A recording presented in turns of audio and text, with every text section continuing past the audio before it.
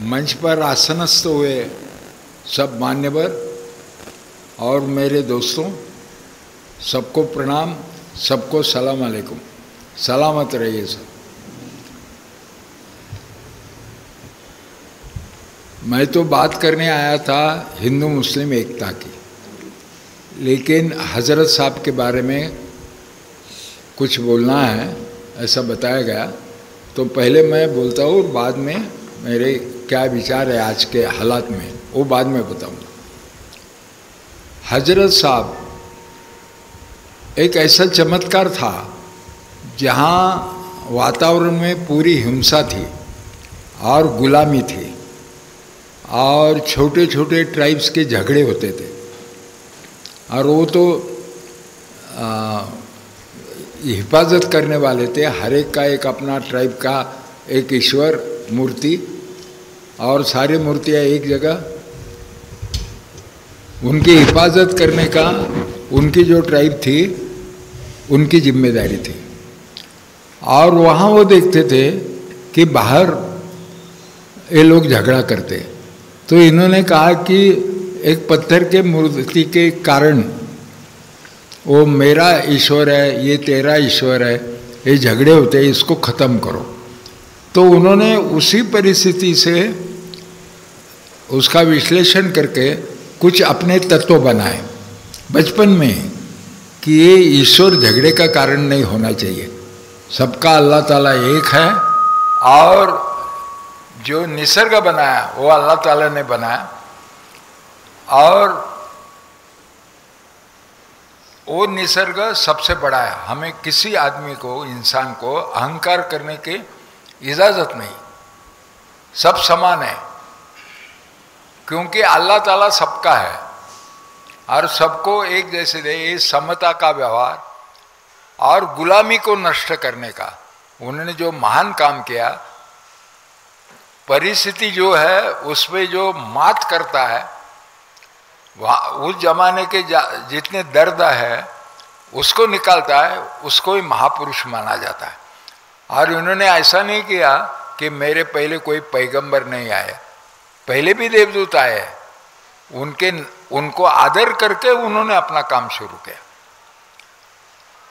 और बाकी तो आप लोगों को पता है, लेकिन मैं उनको मानता हूँ इसलिए कि जो कहते थे उनके जीवन में था। अगर सादगी की बात उन्होंने की तो वो इतने सादगी रहते थे कि सार्वजनिक जीवन तो वर्गणी उसको कंट्रीब्यूशन मांगनी पड़ती, लेकिन वो बाद में ऑफिस में रहेगी।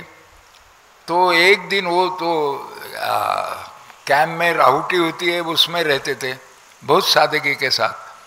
और एक मोहर उनके जेब में, उनको पता चला कि ये सार्वजनिक लोगों से बैतुल माल है, बैतुल माल का एक हिस्सा भले छोटा हो मेरे पास रहा कैसे, तो रात भर सोए नहीं। और ये कथाएं जो बताई जाती है उससे मुस्लिम समाज पर जो मानता है हजरत को, उन पर, मुस्लिम समाज के बाहर भी मानने वाले लोग हैं ना हमारे जैसे, तो उन पर एक प्रभाव होता है कि सादगी जीवन बहुत महत्व है। सादगी का जीवन कुदरत से मेल खाता है, और जिसके मन में बहुत हाव है कि पैसा चाहिए, प्रॉपर्टी चाहिए, तो किसी न किसी का वो लूटता है। अगर सादगी से आप रहोगे तभी एक प्रूफ मिलता है कि आप लूटते नहीं। और तब से बैतुल माल का पावित्र्य आया, इस्लाम में बैतुल माल का आया, गुलामी नष्ट हो गई। पहले 30 साल इस्लाम का जो मैसेज था, संदेश था, उससे इस्लाम बहुत स्पीड से आगे गया और दुनिया में बहुत लोग इस्लाम कबूल करने लगे। उसमें ईमान है, एक दूसरे से सूद नहीं लेते, ये सारे प्रिंसिपल को बहुत रिस्पांस मिला पहले 30 बरस। लेकिन उसके बाद में गड़बड़ होने लगी, थोड़े झगड़े वगैरह। एक गुलामी से कुछ बादशाह बने तो पुराने बादशाह की नकल करने लगे, ऐश आराम, तो सूफी पंथ निकला कि हजरत ने ये बताया, सारा तो मैंने लिख के रखा है, कुरान में है, हदीस में है, लेकिन अगर फिर भी आपको कुछ सवाल आया आगे चल के, तो आप मेरा जीवन देखो, मेरा जीवन ही मेरा संदेश है। तो सूफी ये बोलने लगे कि अय नए बादशाहों, आप तो पुराने बादशाहों जैसे ऐश आराम कर रहे हैं, अन्याय कर रहे हैं। हजरत ने ऐसा नहीं बताया, आपने इस्लाम कबूल किया है तो आपको ऐसा बर्ताव नहीं करना चाहिए। तो उनको मारने लगे, उनकी हत्या होने लगी।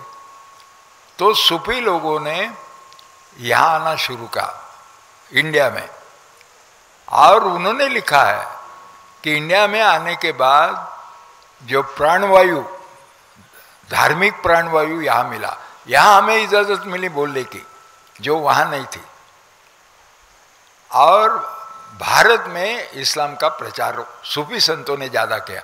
बाकी बादशाह वगैरह तलवार के नाम से कुछ हुआ होगा, लेकिन ज़्यादा करके सूफी संतों ने किया। इस्तांबुल में एक बड़ी सूफी संतों की मस्जिद है, और वहाँ इंडिया से कोई गया, भले वो मुसलमान हो या ना गैर मुसलमान हो, मोमिन हो या बाकी कोई हो, फिर भी बहुत इज्जत करते इंडिया की। इसलिए इंडिया एक कंट्री ऐसी बनी थी कि दुनिया में जितने मुसलमान हैं वो सबकी सबसे ज़्यादा तादाद यहाँ इंडिया में थी। पाकिस्तान बात में निकलने के बाद अपना तीसरा नंबर आया, अभी इंडोनेशिया नंबर 1 का है, लेकिन मुस्लिम कंट्री यानी इंडिया। और इंडिया की जो पुरानी एक ये है कल्चर कि बाहर के लोग आएंगे, नए नए चीज़ करेंगे, तो एक दूसरे के साथ मिलजुल के कैसे रहना, सहजीवन, शांति से कैसे गुजारना, इसका वो फार्मूला निकालते रहे। कर्म बहुत, दुनिया के सारे पंथ के लोग, ऐसा देश नहीं है कि जहाँ इतने मज़हब है। अपने यहाँ 8 मज़हब, यानी दुनिया के सारे मज़हब यहाँ है, छोटे मोटे छोड़ दो, लेकिन बड़े बड़े तो 8 है। और इसमें मेल आया, और सब लोगों ने मिल के भारतीय संस्कृति बनाई। कुछ हिंदू से लिया, कोई हिंदू ने मुसलमान से लिया। जैसे ये है मिसाल के तौर पर कि नमाज के समय तुम्हें अगर खबर मिली कि कोई भूखा है, तो पहले उसके रोटी का बंदोबस्त करो, नमाज बाद में पढ़ो। अगर दोपहर की नहीं शाम की बोलो, लेकिन पहले करो। तो ये हिंदू में भी आया।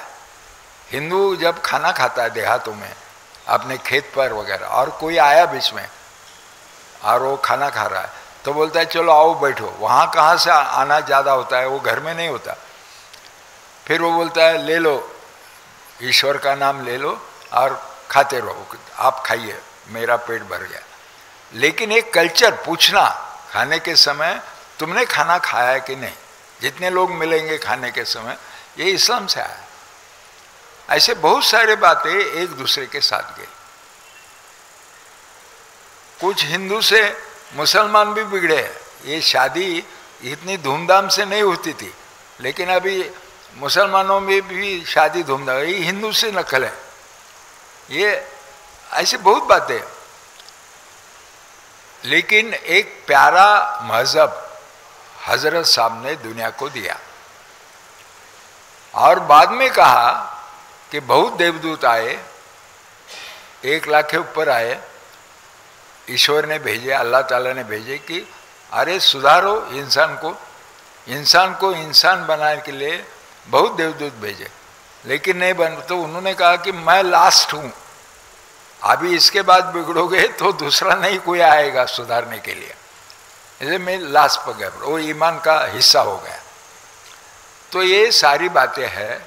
लेकिन मौजूदा हालत क्या है भारत में, जो दुनिया की सबसे बड़ी तादाद मुसलमानों के यहाँ थी, और यहाँ अभी मुसलमानों के हालात अगर थोड़े लफ्जों में बोलना है तो पुराने जमाने में अस्पृश्यता कैसे आई अपने देश में, इसका पता लगाना हो, इसकी हिस्ट्री, तो आज उसका नमूना दिखाई देता है।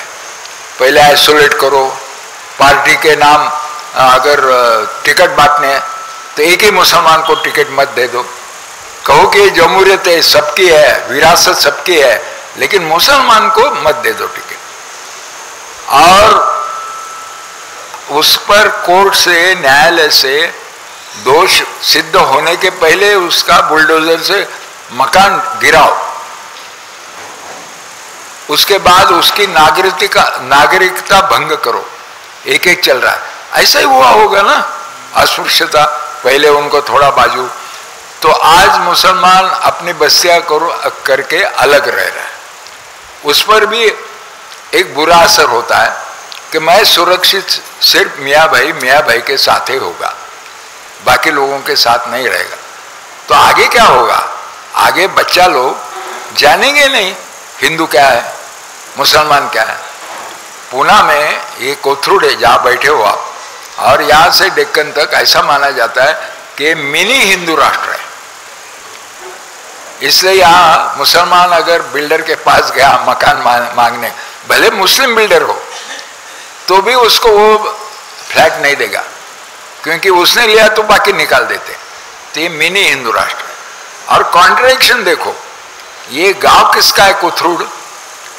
ये थोरले बाजीराव थे पेशवा, उन्होंने उनकी जो प्रेयसी थी, सबसे अजीज उनके, उसको गिफ्ट दिया हुआ है गाँव है। तो यहाँ का पाटिल मुस्लिम है, कोथरूड का पाटिल मुस्लिम है। और हम लोगों ने कोशिश की गांधी भवन की तरफ से कि कानूनी बराबर है ये डेक्कन की मक्के शाह मस्जिद, तो वो एक बोटे करके है पूना के महान हिंदुत्ववादी, तो उनका ऑब्जेक्शन था कि यहाँ मुसलमान रहते ही नहीं है कोथरूड में, और यहाँ मस्जिद काय के लिए है। और एक कुंवर सप्तर्षि वो एक अतिरिक्त लोगों का स्थान निर्माण कर रहे हैं, यहाँ मुसलमान वो है ही नहीं, तो नमाज के लिए जरूरत क्या है मस्जिद की। और वो अटका हुआ काम था 50 बरस का, तो वो बनाने के लिए हमने हमारे संगठन में गांधी के प्रेरणा वाले लोग और हमारा युक्रांत, इन सब लोगों ने अगुवाई की, और पृथ्वीराज चौहान के जमाने में हुआ। क्योंकि हम मानते हैं कि इंडिया सबका है, सब हम भाई भाई है, और बाहर से लोग आए हैं, मंजूर है। इसलिए तो दुनिया में बाकी राष्ट्रों में एक परिवार के अंदर बहन भाई माँ पिता सबका कलर एक होता है। इंडिया एक ऐसा देश है, ऐसा राष्ट्र है कि यहाँ एक परिवार में अलग अलग कलर होते हैं। यही प्रूफ है ना, हम सब हमारे पूर्वज मिलजुल के रहते थे, रोटी व्यवहार ही नहीं बेटी व्यवहार भी करते थे। नहीं तो हम अलग अलग कलर के कैसे, भाई बहन का कलर अलग अलग कैसे? ये तो हमारे डॉक्टर हिशोब में हिसाब से एक एक कैरेक्टर एक एक वंश का होता है। जैसे कुर्रेले केस होते वो अलग वंश है, लेकिन घर में बहन को कुर्रेले केस होते, भाई के नहीं होते। तो हम मिलजुल के रहने का एक प्रूफ है दुनिया के लिए, और यही झगड़ा हो रहा है आज। बहुत दुख की बात है, दर्द की बात है। और इससे हिटलर वगैरह ज्यादा पुराना इतिहास नहीं है कि महाभारत का या ऐसा 5000 बरस का वगैरह, ये तो 75 बरस पहले की बात है। यानी हमको आज़ादी मिली उसी समय इसका देहांत हुआ 1945 में, 2 बरस का तो फर्क है। तो पता है वहां कैसे फैसिज्म आया। वो इतना हिटलर ये था कि उसने कहा कि आर्थिक मंदी थी, माल की खपत नहीं होती थी, तो उन्होंने उद्योगपतियों को कहा तुम मेरे पार्टी को पैसा दे दो, मैं तुमको ऑर्डर दूंगा। तो बोले लोगों के पास पैसा नहीं तो खपत कैसे होगी? तो बोले हम वॉर इंडस्ट्री करेंगे, सारा माल वॉर का। वॉर एक ऐसा बाजार है कि उसमें लगता ही है, ऑर्डर देनी ही पड़ती, इसलिए वो वॉर करने लगा। और वो उसके नाजी पार्टी को पैसे देने लगे।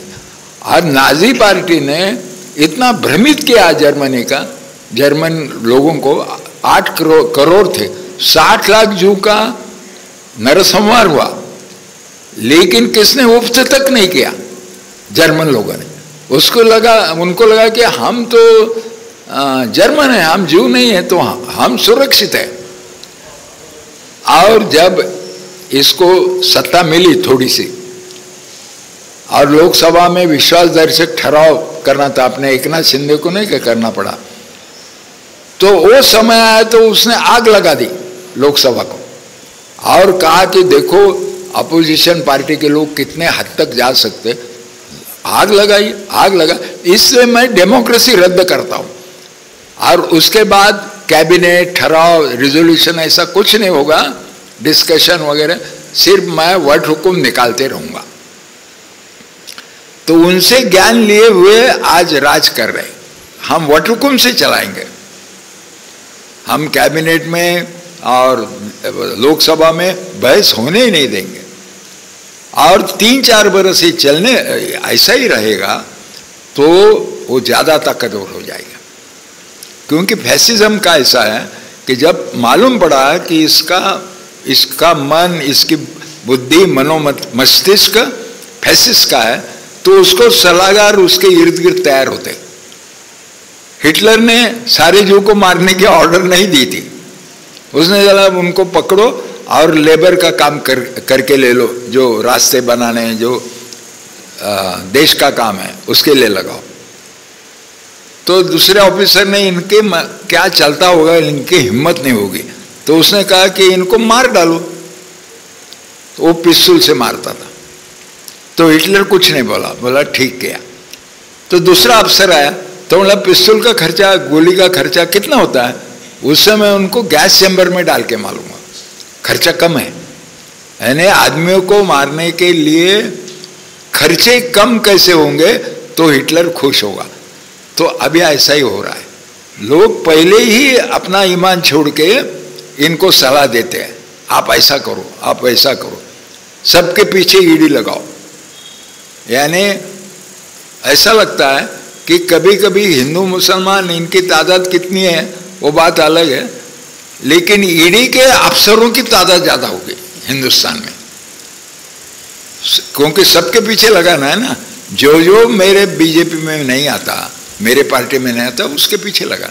और बीजेपी का एक ही आदमी के पीछे नहीं। और अगर कोई किसने भ्रष्टाचार किया और उनको मालूम हुआ, और अगर वो चाहता है कि मैं बीजेपी में आता हूं, तो दूसरे दिन खत्म ईडी। तो इसके ज्यादा दुष्परिणाम है। और मुसलमान बच्चे ये फैसिज्म आने के बाद हिंदू के साथ मिलेंगे जुलेंगे भी नहीं, एक दूसरे की पहचान भी नहीं हुई। मैं यहाँ से एक दफे पैदल चल रहा था और मेरी दाढ़ी बीड़ी थी 10-15 बरस की, तो एक हिंदू बच्चा मुझे देख के रिक्शा में, ऑटो रिक्शा में अपने डैडी को पास जाता है, डरा हुआ है, और बोलता है देखो डैडी ओसामा बिन लादेन जा रहा है। क्योंकि उसको इमेज दूसरी है ही नहीं, मुसलमान उसका दोस्त नहीं। हमारी एक पीढ़ी थी, हमारे दोस्त है मुसलमान, अजीज दोस्त है, और इसको मालूम ही नहीं। और भवानी पेट में अगर वारकर भी जा रहा है जय विठ्ठल करके, सबसे नॉन वायलेंट आदमी, किसके साथ झगड़ा नहीं करेगा, लेकिन मुसलमान बच्चा बोलेगा देखो एक हिंदू जा रहा है, वो अभी हमला करेगा। हिंदू है ना हमला करने वाला हमलावर, यही उसके दिमाग में बैठे। इसलिए अलग अलग वस्तुओं में नहीं होना चाहिए, सब लोग मिलके होना चाहिए जैसे पहले था। और महात्मा गांधी ने ये पहचाना था और उन्होंने ये सोचा था, अंग्रेज कितने हैं, अंग्रेज के तो हर जगह साम्राज्य है और उनकी तादाद तो बहुत कम है, महाराष्ट्र से आधी, तो दुनिया पे राज करने के लिए वो वहां के लोगों को लेते। तो यहाँ अंग्रेज तो कम है, लेकिन मामलेदार है, बाकी क्लार्क है, ये तो सारे इंडियन हैं। तो ये झगड़ा इंडियन से है आजादी का, ना सिर्फ अंग्रेजों के साथ है। तो इनको बदलना पड़ेगा। और इसलिए उन्होंने देखा राष्ट्रवाद के 3 फैक्टर निकाले उन्होंने कि अगर अंग्रेजों को निकालना है तो भारत के लोगों को हिंदू मुस्लिम एकता होनी चाहिए, तो सबसे बड़ी माइनॉरिटी करके। कुछ लोग बोलते, अभी हमारा एक दोस्त था, वकील था, और वो बोलता था कि मुसलमानों को राज्य के आरक्षण दिए बिना वो बाकी लोगों के साथ मिलेंगे जुलेंगे नहीं। हमारे सामने सवाल ये है कि ये भाई भाई अगर इकट्ठा दिखेंगे जो हो रहा है उसके बावजूद, तभी वो कुछ ना कुछ डरेंगे। लेकिन मुस्लिम अलग रहेंगे और हिंदू सेक्युलर अलग रहेंगे तो दोनों मारे जाएंगे, अलग अलग मारे जाएंगे। इसलिए हम हर साल 2 अक्टूबर को गांधी जयंती को लक्ष्मी रोड पे मार्च करते। हम पूना में दंगा नहीं होने देंगे, यानी दंगा मत करो वगैरह ऐसा नहीं होने देंगे। हम बीच में आएंगे दंगा रोकने के लिए। तो इसमें सारे लोग साथ में होने चाहिए। तो ये आज का सवाल है और उसका उपाय ये है, अलग अलग नहीं रहना है, सब मिलके साथ रहना है। और साथ रहने वाले, यहाँ हमने रोज़ा के समय रमजान में इफ्तार पार्टी की थी, तो कोथरूड में शायद वो एक ही हुई होगी और पहले हुई होगी, लेकिन कितना आनंद आया। हिंदू जो देखने आए थे, परोसने आए थे, खातिरदारी करने के लिए आए थे, वो भी आनंदित हुए ना। ये आनंद हमने मिलजुलने का आनंद लिया ही नहीं, बंद हो गया 8-10 बरस से। तो ये नहीं होना चाहिए। और ऐसा नहीं है, श्रीलंका में जो बहुसंख्य लोग हैं वो सिंहली है, उनके सपोर्ट पर वो राजपक्षे का पूरा घर आया था, परिवार राज चलाता था। लेकिन जब अब इतनी महंगाई हुई, वो मुसलमानों के खिलाफ था, तमिल लोगों के खिलाफ था, और बहुत ही खुखार था, बहुत लोग मारे तमिल वगैरह। और तमिलों के बाद मुस्लिम, क्योंकि वो माइनॉरिटी है, मुस्लिम तमिल क्रिश्चियन ये माइनॉरिटी है, उनके पीछे लगा। लेकिन अभी जब राज करने नहीं आता इन लोगों को, तो सारे इकट्ठे आए रास्ते पर, और जो मेजॉरिटी वाले हैं वो बोलने लगे अरे आप क्यों नहीं आते। और फिर वो आस्ते आस्ते आए और वो वहाँ से भाग गया हुकुम शाह, ये भी अपने सामने। और श्रीलंका क्या बहुत दूर नहीं, और अपने कल्चर से क्या अलग नहीं। लेकिन एक आपको बता के मेरी बात पूरी करता हूँ। इमरजेंसी में हम लोग मिसा के अंदर ना कोर्ट में जा सकते थे, कुछ नहीं, 19 महीने अंदर थे। तो बाहर से कोई भी आया तो हमारे 400 लोग थे हम एरोडा में, तो हर कोई पूछता था बाहर के लोग क्या बोल रहे, और जवाब मिलता था बाहर लोग खुश है, बोलते अनुशासन लगा, क्यों है, सब जगह भी झगड़ा नहीं होता, ठीक है। ये 4 महीने चला। हम लोगों को कितना बुरा लगता होगा कि हमको यहाँ पकड़ के लाया, जैसे कोई प्लेग का चूहा है, पकड़ के लाया, एरोडा में डाल दिया, और बाहर लोगों को कुछ नहीं लगता। यानी अब तक हम लोगों ने जो गरीबों में वगैरह काम किया था सारा फिजूल गया, ऐसी भावना थी। लेकिन उसके बाद शुरू हुआ हुकुमशाही में, तानाशाही में ऐसा हमेशा होता है कि फिर पुलिस बोले अपने पास पावर है, और लोग डरते तो और डराओ। तो वहाँ उन्होंने एक निकाला, भर दो मेरा खिस्सा, मराठी इतना तो जानते हो आप, भर दो मेरा खिस्सा नहीं तो है तुमको मिसा। और लोग पैसे देने लगे, और फिर आस्ते आस्ते लोग उसके खिलाफ गए। और जब चांस मिला, थोड़ा इंदिरा गांधी ने सेंसरशिप वगैरह थोड़ा ढीला किया 26 जनवरी 1977, तो 4-5 दिन में हमें ऐसा लगता था हम घर छोड़ने को तैयार नहीं, तो कौन पहचानेगा। लोग तो बोलते थे कि हम सुखी है, समाधानी है, उनको हुकुमशाही तानाशाही चलते तो हम क्या, तो घर से बाहर नहीं निकलते थे। लेकिन जाना पड़ा कुछ खरीदी करने के लिए, तो लोग उंगली दिखाने लगे, अरे ये मिसाबंदी था, हम जो नहीं कर पाते तो हमारी ओर से कुछ न कुछ करने वाले लोग हैं। और मोहन दायरे की मीटिंग हुई एमपी के शनिवार पे, तो डर लगेगा, इतनी भीड़ आई वहाँ। बोले कहाँ से आए इतने लोग, हमने तो ऑर्गेनाइज नहीं किया। तो ये है अपना कॉमन इंडियन आदमी, भले मुसलमान हो या हिंदू, जब चांस मिलता है तभी वो सच को सच बोलता है, नहीं तो बोलता मैं बोलूँगा ही नहीं सच या झूठा, क्योंकि मुझे मेरे जिंदगी की, मेरे परिवार की चिंता है। लेकिन जब उसको चांस मिलता है तब वो रास्ते पर आता है। ये अपना उदाहरण भारत का इमरजेंसी का सही बोल रहा हूँ मैं। और फिर बाद में हमको जनता पार्टी चुनाव जीती, तब ज़्यादा कुछ करना ही नहीं पड़ा, किसके पास पैसा नहीं था, सब लोगों की इकोनॉमी खत्म हुई थी, फिर भी लोग चुनाव जीते। तो किसी भी हालत में आने वाला फैसिज्म रोकना चाहिए, नहीं तो बाद में 4 बरस के बाद पक्का हो जाएगा और फिर हम कुछ नहीं कर पाए। और बाकी तानाशाह बोलते थे कि हमने जमहूरियत खत्म कर दी, अभी मेरे अकेले का चलेगा, ये ऐसा नहीं कहेंगे। ये कहेंगे कि चुनाव रहेंगे और दुनिया को बोलेंगे चुनाव है, इससे जमहूरियत है।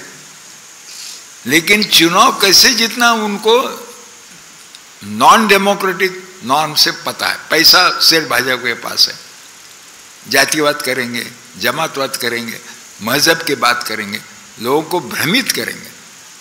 तो जब तक वो चुनाव जीत सकते हैं तब तक सिर्फ इलेक्शंस जिसमें कोई मतलब नहीं, बेमतलब के इलेक्शन चलते रहेंगे। जब वो जीतेंगे नहीं तब उसको खत्म करेंगे, तब तक बोलेंगे कि जमहूरियत चालू है, दुनिया को दवंडी देके बोलेंगे, दवंडी देके देखो देखो हमारे यहाँ तो चुनाव है, सबसे बड़ी जमहूरियत है, सबसे बड़ी डेमोक्रेसी इंडिया में है, ये कहने लगे। तो वो करने दो, क्या करना है। लेकिन हम जानता है ना, ये देश का जो पंतप्रधान या सत्ता पर थे उनके बाप का होता है क्या? वो तो हमारे बाप दादों का है। यहाँ मुस्लिम रहे क्यों?